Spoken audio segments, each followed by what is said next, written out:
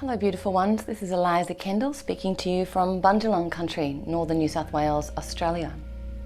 It is the 26th of November 2020. This is a weekly spirit report offered to just share with you any insights or illuminations I've had during the week from my own observations or any work that I'm doing with humans or spirit, which is a lot. So, okay.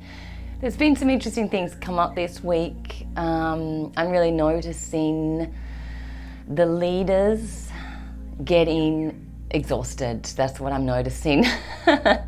Certainly applying to me as well. I'm noticing those around me in the community, those who have been holding a really strong pillar of light for others for most of the year, who have been really standing and being fire and holding that transcendence, transmutation, energy and power of fire while the sort of world purges around us. You know, those of us that have spent many years doing the work to awaken our heart and to clear away trauma and continue to self-sustain in this way, I'm noticing that this week stuff has happened. And there's been some sort of disruptions in the field, and there's been, you know, some challenges and some triggers and some exhaustion and some kind of tapped out solar plexuses. So I'm finding it really interesting. I'm noticing that there's a bit of a strange kind of energy going around that's, you know, we're in the southern hemisphere here, and so we have summer right now is coming very rapidly approaching. And so even though it's the springtime right now, and I'm noticing there's a lot of winter energy around, you know, a lot of people that have spent most of the year in this kind of cocoon or chrysalis state, and now we're kind of expected to come out really quickly and be like, hi, I'm out everybody, and all the action taking place. And I feel like there are many of us that are kind of taking a lot of actions and then kind of recognizing that it's still not really time to turn it all the way up again. It's like we're still moving pretty slowly. We're still kind of being tortoises. And even though I want to be an eagle or, you know, a leopard, I want to be running as fast as I can, I'm noticing that my guidance is to continue to sort of maintain this very gentle, one foot in front of the other energy and mentality and sort of determination to continue moving through the rest of the year, particularly leading up to the solstice time. Yes, I'm also noticing things are getting more powerful, more potent. You may notice your sensitivities are heightening. I am noticing my ears are picking up more layers of sound. I'm noticing a lot of my senses are getting more sensitive. They are feeling like I'm more exposed in the world at the moment. And what I recognize is that it's building up to the solstice time when we are, you know, really going to be working with a really powerful portal to take a quantum leap, to really level up and expand our consciousness. And so the energy coming through this portal is going to require quite a bit of I want to say quite a bit of focus and intention and attention in order to really make the most of it and harness it to really have the greatest benefit from this opportunity now as we move through this epic transition time. So I'm noticing that there's like, it's kind of like conserving the energy, conserving still conserving, still turning in, still noticing how you source energy for yourself, how you perhaps really unconsciously, I'm noticing myself really kind of in sort of quite a tricky, very easy to sort of validate way. I'm still sometimes seeking power and energy outside of myself and kind of like looking for other fire keepers to kind of jack into instead of continuously stoking and reflaming my own fire and going back into a place of nourishment and deep rest and restoration in order to sustain that. Yeah, so I'm curious about where you are and if you are noticing and if you are taking a little time to pay attention to, again, to the theme of the entire year. You know, how do we use and source power? How do we feel empowered? How do we feel good about ourselves? Do we source external, or do we create from the internal, these states of being, and then allow them to radiate from within out? So yeah, so I'm noticing, you know, this week that with this sort of energy that's been building, there's been, you know, a lot of triggering happen. Yeah, there's kind of been like, you know, a lot of touchiness within the humans and sensitivities. And again, I feel like it's actually because it's building to this portal of the solstice. And I feel like those of us who are kind of already like jacked in, turned on and awake are going to be receiving a really great upload or download, however you want to look at it. And it's much for muchness, really. And so we're kind of also purging, and we're also recognizing where there are still those sort of old paradigm patterns coming up. And yeah, they're being triggered and they're being pushed to come up, to be seen. And I implore you to take action. Those of you that really have the skills as well to self-heal and self-therapy, then take action with that for sure. I can tell you that every reading I've done, over the last 3 months, nearly everyone is getting instructions to take some time during the solstice to do a private ritual leading up to that, to let go of that which you no longer want, in order to really open up space to have a really amazing mystical experience during that solstice time. So I really encourage you to, do some personal development work leading up to that, and, really have a good, strong, gentle, but truthful, transparent look at yourself, and see if there's some places you can improve and update. Okay. So I had a really interesting reading a couple of days ago, yesterday, that I wanted to share with you, because I just want to check in and see if I'm allowed to share it, because there was something really interesting occurring in the astral plane.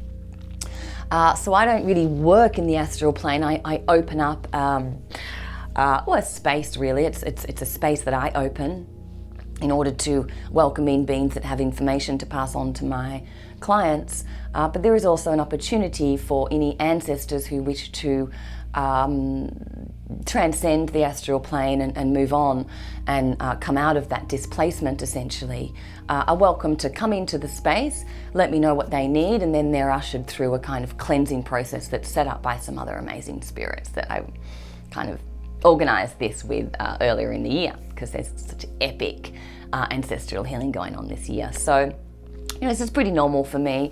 But what happened yesterday was that this representative of a bunch of different spirits that were bound to the astral plane that were not in the lineage of my client, which is unusual. So this particular one representing the others did have a lineage connection to my client, but she was speaking on behalf of a lot of different spirits, and it was really interesting because I'd never sort of seen or heard of this before, and so many things new right now. And so I'm just gonna see if I can okay. So it's really, really unusual, because what this being said was that essentially there's a lot of spirits who have gotten together and they've been able to communicate with one another, and I want to say create somewhat of a community among one another. And the reason why they've been able to do that is because of the collective clearing going on and all of the factors at play. They've become unstuck, so to speak, from the people they were stuck to. So, sometimes what happens with those who pass on, who transition and are in our family line, sometimes they want to live vicariously through us. So they haven't quite done everything they wanted to do on the planet, and they kind of weren't really ready to leave. And what often happens is they kind of, they're not like really attached, so to speak. It's not a possession kind of thing at all. It's more like they want to live vicariously through us. So they just sort of encourage you to do cheeky things. Like I've had many, many spirits over the years that are encouraging the person to smoke that I've been working with in stop smoking work. So things like this, you know, I've had my grandmother, who was one of my guides, encourage me to date certain people, encourage me to eat certain food. And these are just things that she wanted to continue doing, that she, you know, can kind of still have that human experience through me, because once they cross over and leave the astral plane, there's a certain amount of human experiences they can't have anymore.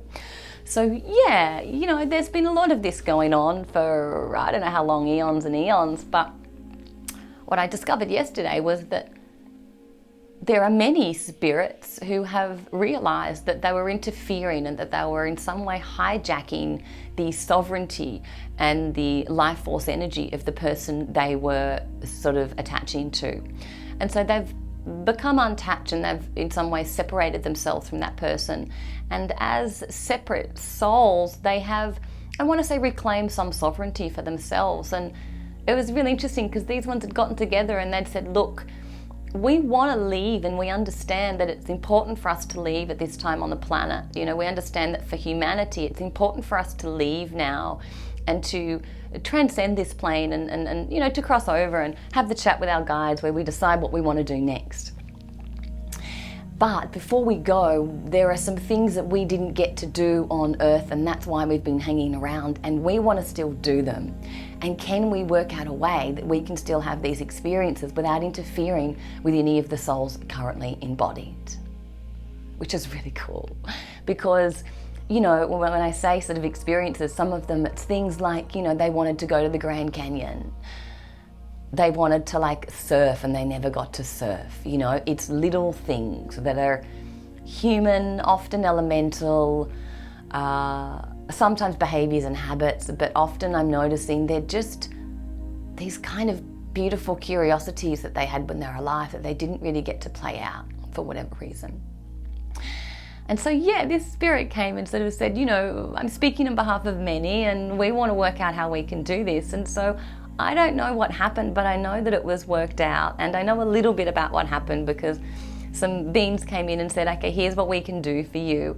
And so some of these souls have been tasked to do certain things to help humans. So this is the kind of instances where people go, oh, you know, I was driving and, you know, I had a car accident and, you know, really I should have died, but I didn't. It was a near miss. You know, at these times, often what we've had is a spirit intervention. You know, we live in a planet of free will, most certainly, but when something is about to occur that will kind of create such a ripple effect that it has kind of really big negative impact, there can be some spirit intervention. So you're talking something like a little bump of the car to ensure it doesn't actually hit hard enough to kill, but just to maim a little, you know. So the lesson is gotten, the information is still sort of understood, the growth is there, but it's not sort of severing the life because it's not quite time yet. So, you know, things like, you know, I've spoken to spirits who were tasked with jobs like going to, you know, these two kids who were swimming and had gotten in a current and infusing one of them with extra energy so that they had the strength to sort of save their brother from the current. Things like this.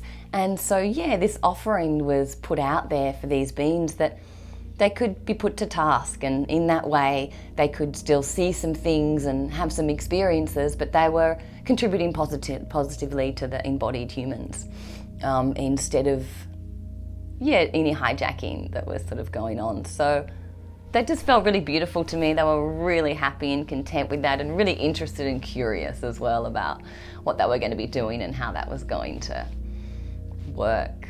So yeah, I just felt to share that with you because I haven't heard of this before, and I feel really comforted and inspired by the epic cleansing going on to know that this is what's happening and that we are truly restoring our sovereignty and that we are truly recalling and retrieving the parts of our soul that have been used for negative agendas, or that have been hijacked in any way, shape or form, regardless of the agendas, and we are fully reclaiming our life force energy and our sovereignty to co-create a magnificent world in the now moment, and this brings me great hope. So I thought I'd leave that there for you today. Oh golly, okay. I'll just see if there's anything else anyone wants to say. Okay, yeah, they're actually just sort of, they're giving me a reprieve. They know that I'm quite tired, and so often they're so beautiful. Often, you know, if my physical sort of form is a little bit run down, they will just infuse me with the energy I need to continue on and to be the key in the channel that I am. But sometimes they also just, they're like, it's cool, babe, just leave it for now, that's enough for today. So really appreciate that kindness. Okay, and yeah, appreciating you, sending you so much love always, and I'll talk to you next week. I don't know what I'll have to share. It feels like there's going to be a lot there for next week, so maybe it will be a slightly longer one, and I'll see if there's some channeling that wants to happen. But for now, sending you lots of love, and talk to you later.